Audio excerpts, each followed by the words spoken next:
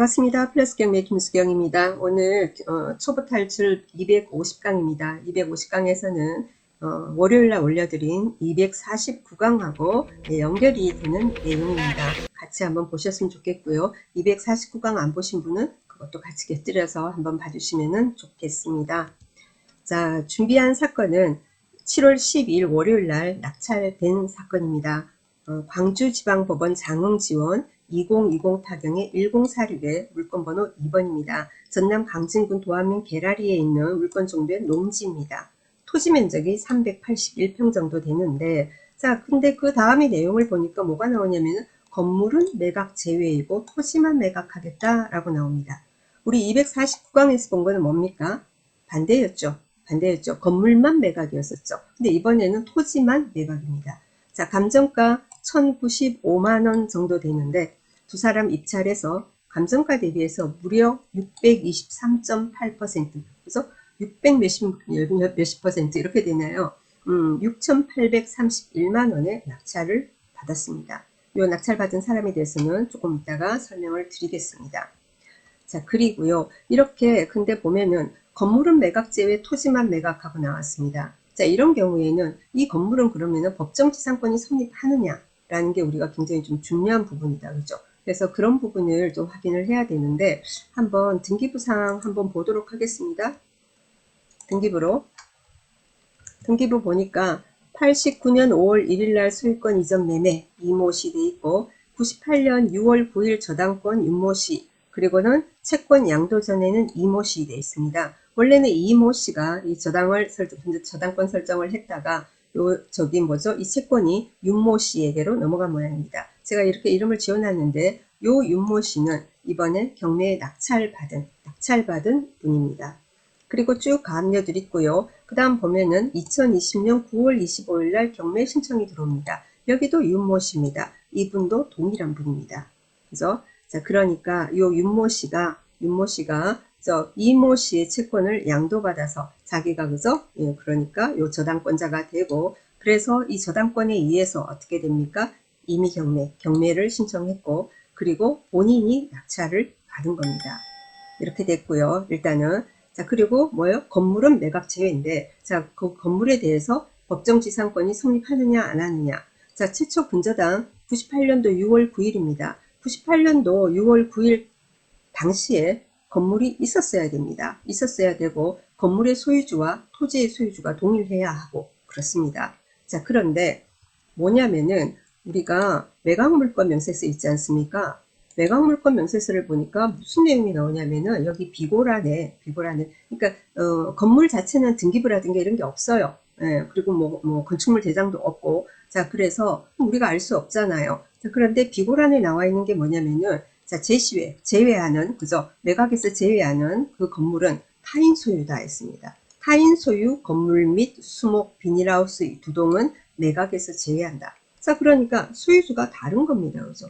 소유주가 다르지 않습니까? 그죠? 자, 그러면은 그럼 안 되는 거고. 그리고 그러면은 근저당 설정 당시에 98년도에 건물이 있었는지 또 한번 살펴보도록 하겠습니다. 한번 살펴볼게요. 자, 지도 한번 열어보도록 하겠습니다. 자, 그 다음에 지금 스카이뷰 지금 보이고 있는데요. 스카이뷰 보이고 있는데 지금 이렇게 건물이 있다라는 거예요. 건물이 있고 비닐하우스도 있고 뭐 나무들도 있고 수목이 있다 했으니까, 자, 그렇습니다. 그런 어떤 요거는 소유가 다른 사람 거다. 그죠? 예, 그렇게 했었고요. 자, 그리고요. 그러면 스카이뷰 봅시다. 이게 뭐죠? 2019년도 지금 스카이뷰고요. 그 다음에 2018년도는 사진이 없고 2017년도엔 있습니다. 그죠? 그대로 있어요. 2016년도, 15년, 14년, 13년 사진이 그때는 없네요. 계속 없었어요. 그러다가 2011년도 보니까 건물 없어요. 그래서 2011년도는 농지입니다. 자, 아까 뭡니까? 저당 설정 날짜가 98년도였죠. 그죠? 그러면 이 건물이 2011년도에 지금 없으니까 당연히 그 당시에도 없었겠죠. 네, 그러니까 소유자도 다르고 그 당시 그죠? 최초 분저당 당시에 건물도 없었고, 그러니까 법정지상권은 성립하지 않는 겁니다. 그죠? 그렇죠? 자, 그러면은 어떻게 됩니까? 네, 그러면은 일반인이 우리가 입찰을 해도 되는 거죠. 법정지상권 성립 안 하니까. 그죠? 자, 이런 경우에 누군가가 다른 사람이 입찰을 해가지고 낙찰을 받아버리면은 그 건물 소유주는 어떻게 되겠습니까? 그래서 또 건물 날리게 되는 거죠. 자, 그래서 여기 같은 경우에 어떤 식으로 이 사건 같은 경우는 됐냐면은 등기부 볼게요. 이분도 고민을 많이 했을 거 아닙니까? 남의 땅에 자기가 집을 짓고 있으니까 그 집 그 감정도 한 4천만 원 되더라고요. 나중에 같이 볼게요. 자, 여기 을구 했습니다. 등기부 봅시다. 아까 왜 채권 양도, 뭐 확정 채권 양도 이런 말이 있었죠. 자, 보니까 아까 98년도 뭡니까? 98년도에 저당권 설정이 됐잖아요. 그죠? 자, 이럴 때 이때 채무자는 소유주고 당연히 근저당권자, 그죠? 저당권자. 네, 저당권자가 이모 씨예요. 이모 씨. 그래서 요거 어떻게 됐냐면은 이전을 합니다. 1번 근저당 이전. 여기 1-2에 보면은 여기 위에 있는 이 저당권을 자기가 이전해 오는 겁니다. 2017년도에 그죠? 이 저당권자가 그러면 누구한테로 부여이 됐냐? 요 윤모 씨, 그죠? 윤모 씨. 그래서 이 사람 같은 경우에 이분이 나중에 보면은 그 현황조사서에 보면은 요분 거라는 게 나오거든요. 경매 신청한 채권자라는 게. 그래서 이제 이 윤모 씨가 그러니까 땅은 이모 씨 소유고 이 윤모 씨가 그 위에 자기가 집을 짓고 비닐하우스도 하고 뭐 나무도 심고 농사도 짓고 이렇게 하고 있는 겁니다. 자, 하고 있는데 그냥 막연하게 계속해서 그러고 있다 보면은 혹시나 모르지 않습니까? 그 토지 쪽에 다른 어떤 채권자가 경매 신청을 해가지고 다른 누군가가 낙찰을 받아버리게 되면은 자기는 어차피 법정지상권도 성립하지 않는데 자, 그렇게 되면은 다른 사람이 낙찰을 받아버리면은 249강 같은 그런 어떤 이렇게 최악의 상황으로 치닫게 되는 거죠.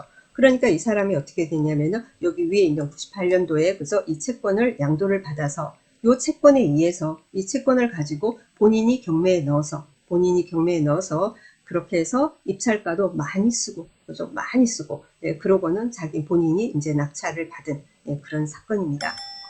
자, 그래서 우리가 이런 물건을 보실 때 우리 249강 제가 이제 안내를 해드리니까 그럼 법정지상권 관련해서 성립하지 않는 거 이런 거를 열심히 해서 받아봐야 되겠다 이런데 그럼 받아봐야 되겠다 하고 물론 열심히 조사해서 하시면 좋아요. 그죠?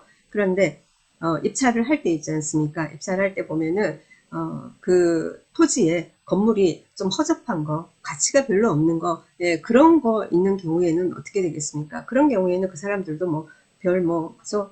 입찰할 생각을 별로 안 하는 경우가 대부분이겠죠.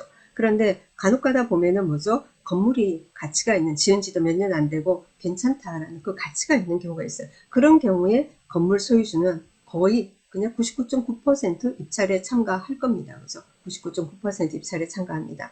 자, 그런데 그런 사람들 중에서도 보면은 경매를 잘 모르는 경우에는 뭐냐면, 아유, 뭐, 건물도 있고, 그리고는 뭐, 토지만 나왔는데, 까다로운 건인데, 특수한 아주 그런 건데, 골치 아픈 사건이라서, 뭐, 신권에는 아무도 누가 입찰을 안 할 거야. 이런 생각을 흔히 할 수도 있습니다. 그죠? 예, 그런데 대부분 우리 경매를 공부하고 하는 사람들은 어떻게 됩니까? 그 건물의 가치를 보고, 입찰가를 쓰게 되는 거죠. 토지 가격은 1,095만 원 이렇게 되어 있다 하더라도 시세대로 뭐 시세 조사를 해보니까 정말 시세도 감정가하고 비슷하다 하더라도 법정지상권이 성립하지 않는 꽤 가치가 있는 건물이 위에 있다면은 그죠? 네, 이런 경우에는 그 토지 가격보다 훨씬 올려서 이제 입찰에 참가를 하게 되는 거죠. 낙찰을 받는다면 그 다음은 제가 뭐 249강까지 소개해드린 것처럼 이제 처리가 되게 되니까 그죠?